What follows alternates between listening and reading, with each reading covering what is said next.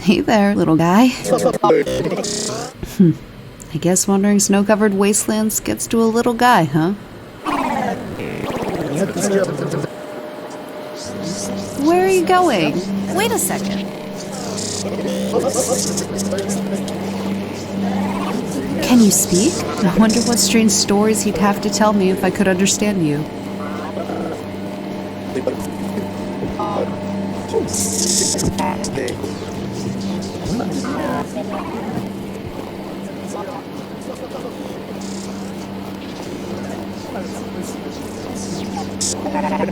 The cave looks like a good way out of the storm, but the entrance is blocked. I should find a way to open this door. Maybe there's a lock or something somewhere.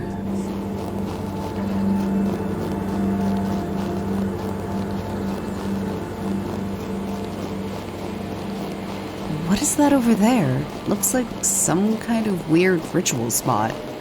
The person in this scrambled image looks familiar. And these sounds, they seem to line up with the photo in some strange way.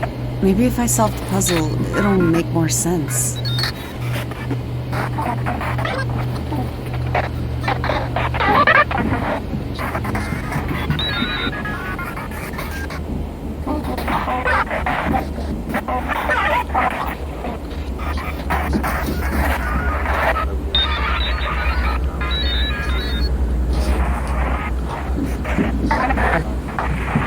Whoa, it looks like solving the puzzle opened the door. And the man in this photo, I recognize him now. He's a philosopher that my dad loved, Paul Virilio. Virilio always talked about the ever-increasing speed of society, and these sounds seem to be speeding up. Maybe I should go back to the ice cave and see if I can go inside. But these odd noises are interesting. I could stay and listen to them for a moment too.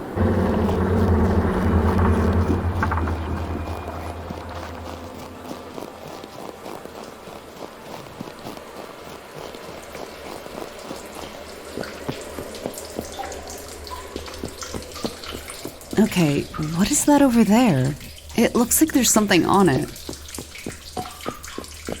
How did this get here? This does not belong here. It was in my wallet. I know it was the last time I checked. What is going on? I was 14 when my father gave me our only family heirloom, Jimmy Page's guitar pick. He carried it in his wallet for 3 decades, stuffed between a picture of me and a signed photo of him with his Led Zeppelin idol. The 2 most important people in his life, he always joked. He folded it into my palm, this tiny triangle-shaped torch, days before his final breath escaped his body. I can still hear his voice in his music, pumping like the beat of his heart. These sounds are my birthright, and they've thrummed through my bloodstream like the tidal pulling of the moon.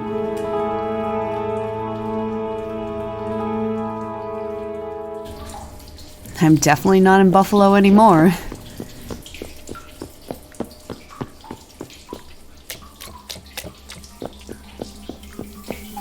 What beautiful spheres these are. This is like nothing I've ever seen.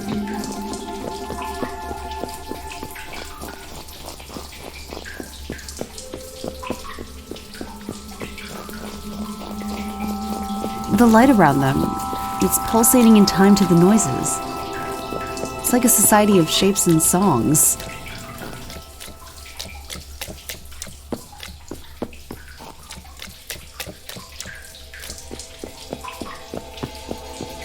These spheres are making strange sounds, just like the last place.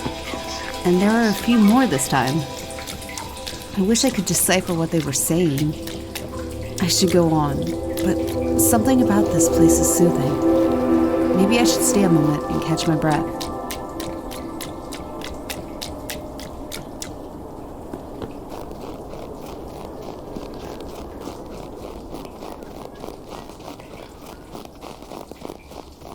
Everything is interconnected. The lights and the music and the otherworldly ice shapes. But where did it all come from? And why does the number of another picture puzzle? The mechanism of this puzzle looks different from the first, however. Let's try it out and see who this photo is.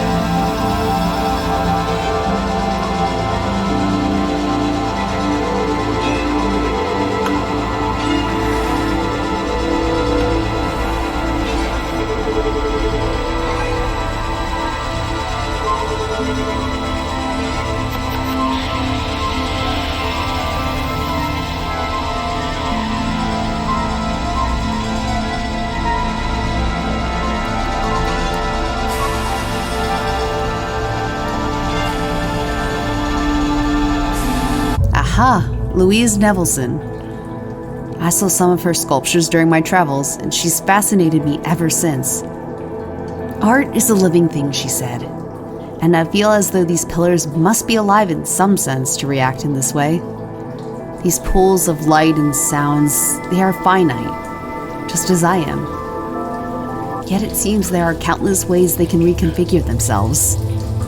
I've seen many relics of my past and self in this world, but it is all fractured.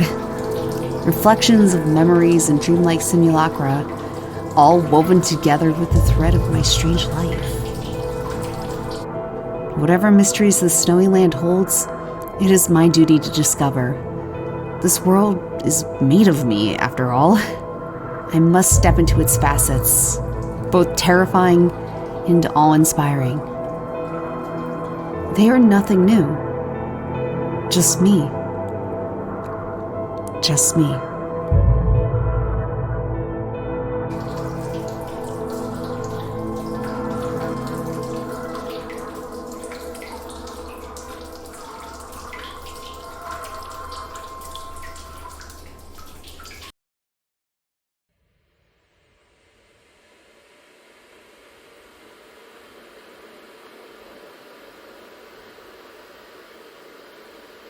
From the deepest reaches of Earth to the highest heights we go, I guess.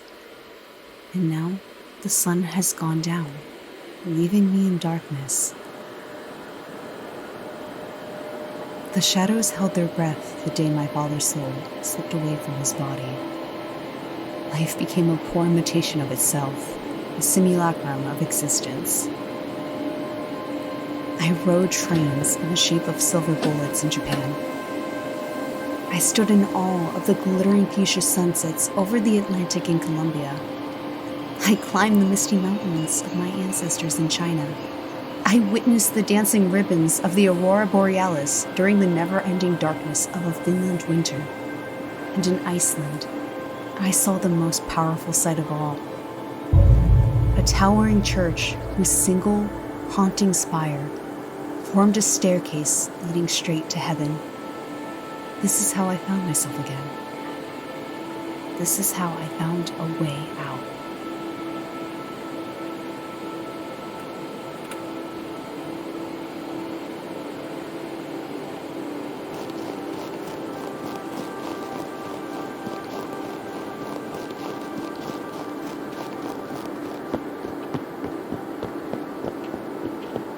My father told me stories of the Northern Lights. They were the spirits of our ancestors dancing across the skies, feet creating ribbons of light in their wake. In the great city in the sky, I imagine that he and I already tripped the light fantastic together, creating our own patterns with the otherworldly glow. Would you look at those spheres flying about? Perhaps they are like me, wandering about, trying to find their way in the world.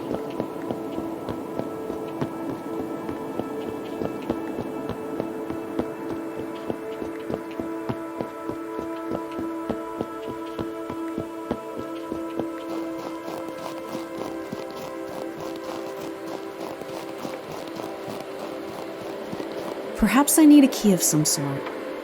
All of the clues so far are related to my life, so this must be as well. Wait, what about my dad's guitar pick?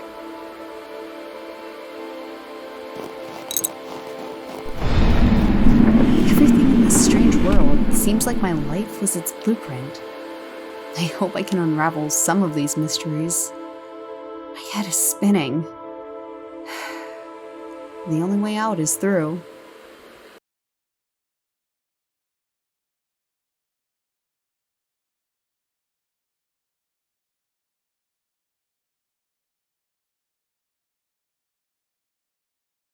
I wonder what this place could be.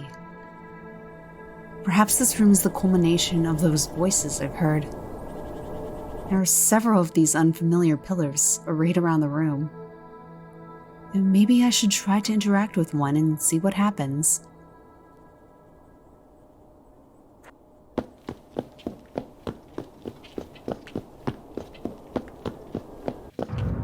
I once spent a frozen and dark December in Finland.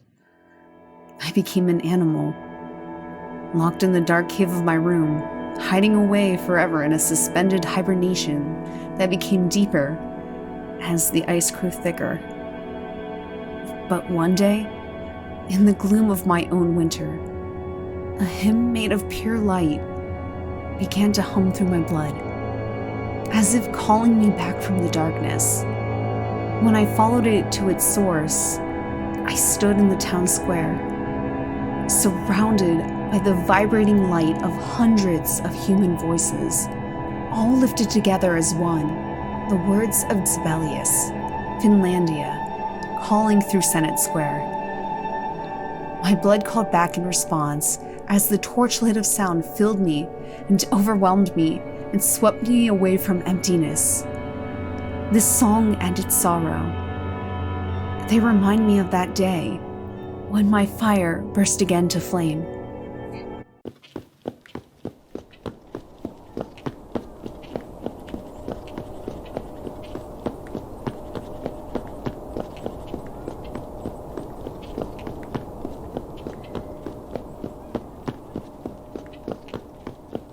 This reminds me of a museum I came across in Japan, with an exhibit very similar to this pool.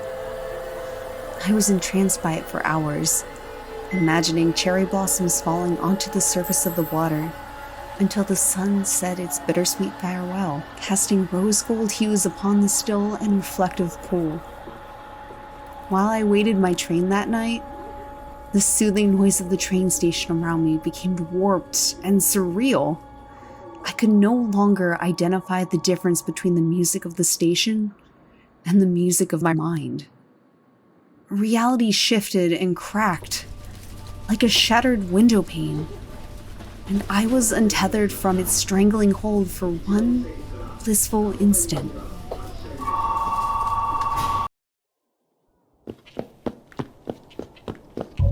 Oh yes, the rural landscapes of China.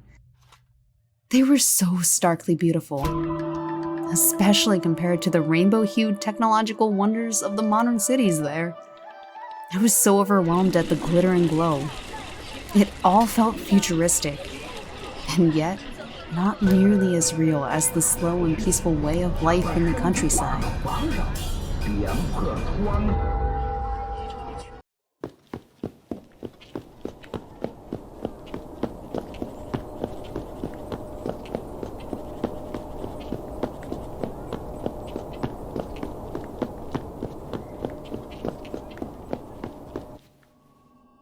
What is this darkness? All of the other portals have taken me into my past, but this is empty of anything like a memory. Or maybe not empty, just without visuals or sounds. But then, is it even a memory? I can smell the lushness of the flora and otherworldly perfume. And I feel the soft jungle dirt beneath my feet, but nothing else. It's like that saying, you forget what you want to remember and remember what you want to forget. If only I could see. But this space is locked tight, and I do not have the key to my own memories. Maybe it is for my own safety.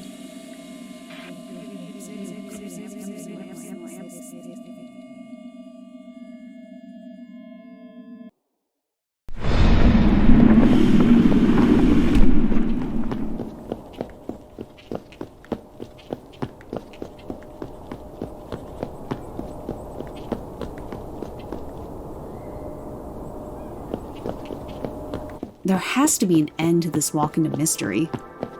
This place is woven of relics from my past.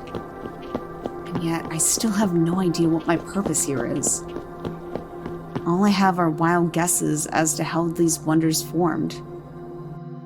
But this space is connected to me, somehow. There's too much of me and its warped sounds, blueprinted from my bones and sinew. Sewn together with my veins and the fragile strings of my nerves. Is this the end? Or the beginning?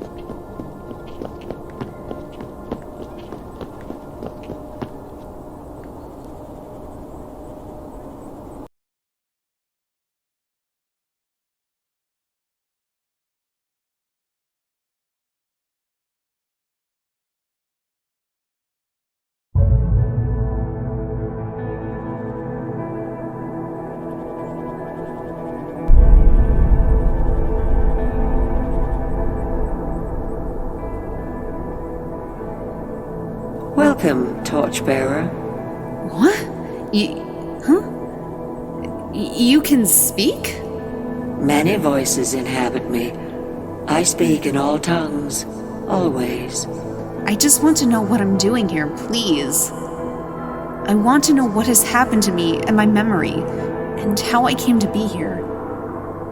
I've wandered for so long, I just want some answers finally. It is up to you. What would you trade to find out the truth, Torchbearer? I don't know. I don't have anything else left to sacrifice. I don't even have all of my memories. Here is your choice. Choose wisely, as you will not return here again.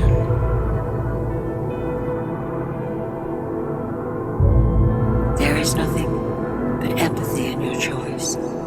Only some crave the weighty answers to unasked queries. Return to your family's memory, unburdened by the flame of knowledge. Yes. This is the only thing left of him that I still have. I would never give it up. Not for anything. How brightly your love glows. An undying flame you carry for your father that bridges across worlds and dimensions. Though you are not willing to give up all ties to discover the truth of your path, you will not be punished for your unforgetting nature. Comfort will find you as you so crave. When you are gone, lose of nostalgia, your journey here will be erased from your psyche, and you will be transported back to a chosen place and time from your past to stay forever. Manipulate this memory any way you wish, as there are no limitations. Fear not the subtle and surreal strangeness you may encounter. Dwell in memory and ignore the shadows that cast their tendrils upon you. All I wanted was a shimmering drop of nostalgic sunshine. Please, shadows, hold your breath.